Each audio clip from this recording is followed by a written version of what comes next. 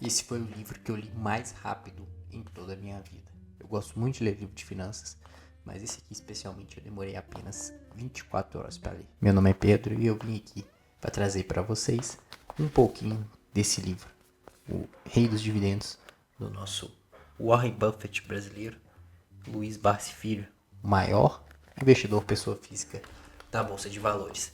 E quando os homens de cabelo branco vêm falar com a gente, é bom que a gente dê ouvidos. É uma história dele, é uma autobiografia que ele traz desde de uma infância muito pobre, abandonado pelos pais, morou no cortiço com a mãe e se viu ali muito ávido a mudar de vida.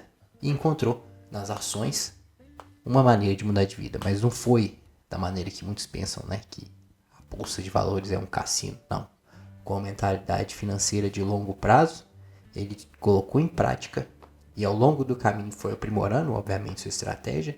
Começou a investir lá no começo, numa época que ainda tinham 20 bolsas no Brasil, até por um golpe elas deixam de existir, né? Se centralizam todas do modelo que a gente conhece hoje. Primeiro da BMF, Bovespa, depois na B3. Mas isso é história para outro vídeo. Já fica aí o convite, se você gostar desse tipo de conteúdo, se inscrever aqui no canal.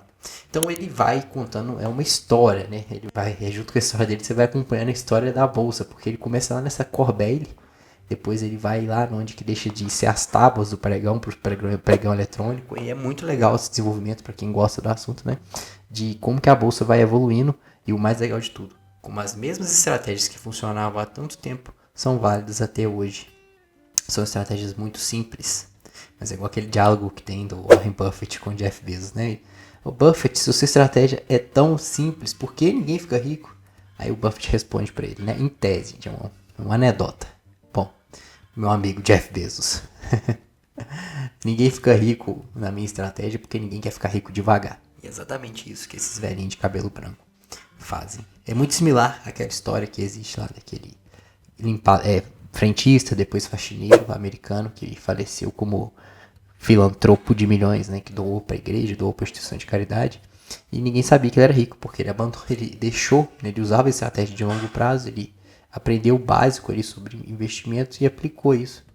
Da mesma maneira que as carteiras com maior rentabilidade que a gente tem são das viúvas norte-americanas. Tem um estudo também que fala sobre isso, que vale a pena depois você conferir. Né? As carteiras com maior rentabilidade são das pessoas que morriam e deixavam os ativos lá. Não é o caso do nosso vívido e saudável Luiz Barsi, né? Inclusive, às vezes, quem sabe você tem a sorte de encontrar com ele no metrô. Porque ele até hoje é um camarada que tem hábitos muito frugais, uma vida muito simples. E esse eu acho que é uma chave. Bom, ele fala das suas estratégias, ele conta as empresas que ele investe, ele conta dos erros dele. E só que ele deixa algumas coisas fixas que é bem interessante para uma carteira. Bom, ele fala, primeira coisa que a gente pode colocar. Não é sobre o preço da ação, não é sobre o seu patrimônio. O patrimônio é o ego. O que importa é a quantidade de ações. Quais ações? Ações que pagam dividendos. Quantas ações? 12. Ele deixa isso pontuado aqui no livro, isso é muito legal. Quantas? Por que 12? Porque é o tanto que ele diz que ele consegue acompanhar, né? E ele é um cara que estuda ação, que ele tem um escritório dele, que ele vai até hoje, né? Quando burocratizou demais, ele precisava de um certificado lá que ele não quis tirar, acabou que ele deixou de ser assessor de investimentos e ele investe só para ele hoje, né? E, inclusive, saiu um corte ano passado que ele fala que ganha em torno de R$ 1 milhão por dia. Por dia. Você deve ter visto esse corte, né?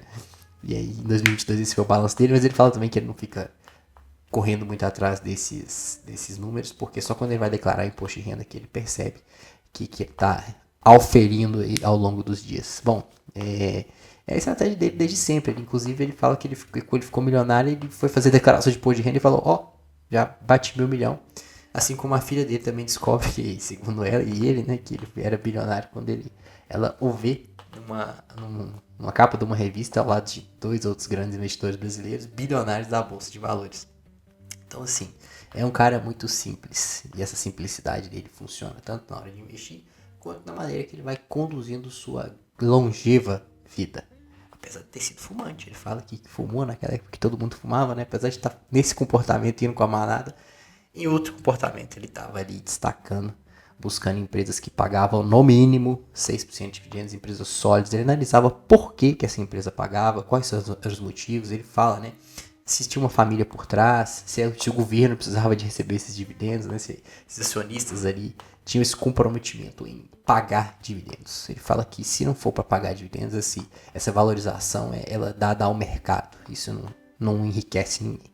O que enriquece é comprar ações boas ao longo do tempo. Ele deixa isso pontuado de vários exemplos aqui que ele vai dando. E é muito interessante a maneira que ele vai analisando essas empresas.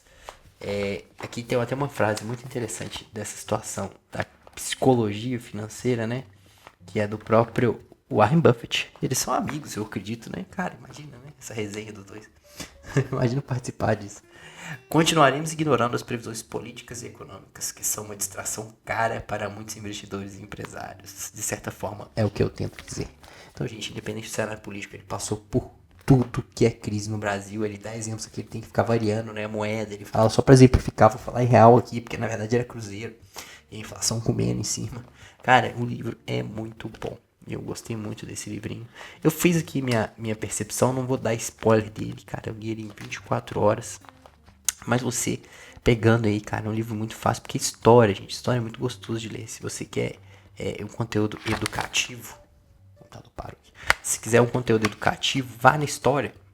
Vai na história. Espalhe essa mensagem de que é possível alcançar a independência financeira comprando ações de maneira constante, consciente e disciplinada, papéis de boas empresas de preferência quando estiverem baratos. O cidadão comum não sabe disso e conta com a previdência pública.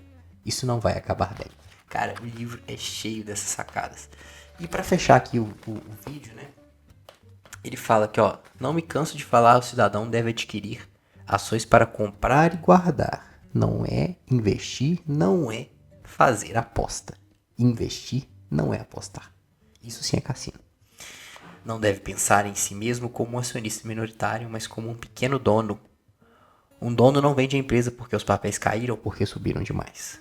Ele pensa na perenidade do negócio. Poucos terão capital para montar de imediato uma carteira de renda mensal. Então o caminho é começar comprando pouco, como eu fiz, até alcançar sua meta. Gente, isso é atemporal. Isso funcionou naquela época, isso vai continuar funcionando. Espero que você tenha a oportunidade de ler esse livro. Eu vou deixar ele aqui na descrição, o linkzinho, cara. Todo livro, em tempos de tanta informação, você tem a oportunidade de ter um resumo escrito pelo próprio, né? O próprio Luiz Barsi. É muito legal de você pegar esse livrinho pra ler e na sua hora vaga, uma leitura leve e divertida. Eu vou deixar o link aqui. Se inscreve nesse canal, que se você gosta desse conteúdo, vai vir muita coisa boa por aí. Então é isso. Fiquem todos com Deus. Um grande abraço.